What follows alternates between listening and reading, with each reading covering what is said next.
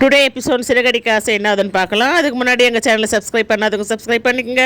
பக்கத்தில் இருக்க பெல் பட்டனை கிளிக் பண்ணிங்க. அப்போ தான் நாங்கள் போடுற வீடியோ உங்களுக்கு கொண்டே வரும். வாங்க வீடியோக்குள்ளே போகலாம். எங்கள் சுருதியும் மீனாவும் கோயிலில் வேண்டிட்டு சாமி கும்பிட்டு இருக்காங்க.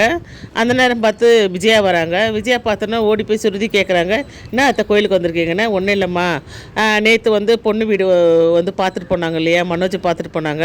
எங்களுக்கும் பிடிச்சிருக்கு, அவங்களுக்கும் பிடிச்சிருக்குமா, அதனால் பொண்ணு பார்க்க சொல்லியிருக்காங்க.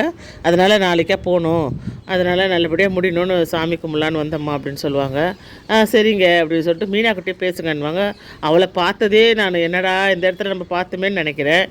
ஜோசிக்காரும் அவளை பார்க்கவே கூடாதுன்னு நிற்கிறாங்க அப்படின்னு அவங்க இஷ்டத்துக்கு பேசுகிறாங்க. சரின்ட்டு இதை மீனா கேட்டு ரொம்ப வருத்தம் அடைகிறாங்க. அதுக்கப்புறம் இங்கே பொண்ணு வீட்டுக்கு வராங்க. மனோஜும் விஜயா மட்டும் வராங்க. அண்ணாமலை எங்கே வரலையான்னு கேட்குறாங்க பொண்ணு வீட்டுக்காரங்க.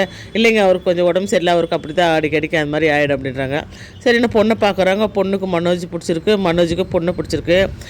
இங்கே பொண்ணு வீட்டிலேருந்து வயசான தாத்தா ஒருத்தர் வராரு. அவர் விஜயா விசாரிக்கிறாரு. அப்போது விசாரித்தப்போ பொண்ணோட அம்மாவும் விஜயாவோட அம்மாவும் அக்கா தங்கச்சி முறையாகுது. அதனால் பொண்ணு மனோஜுக்கு தங்கச்சி முறையாகுது அப்படின்னு சொல்லிட்டு சொல்கிறாரு.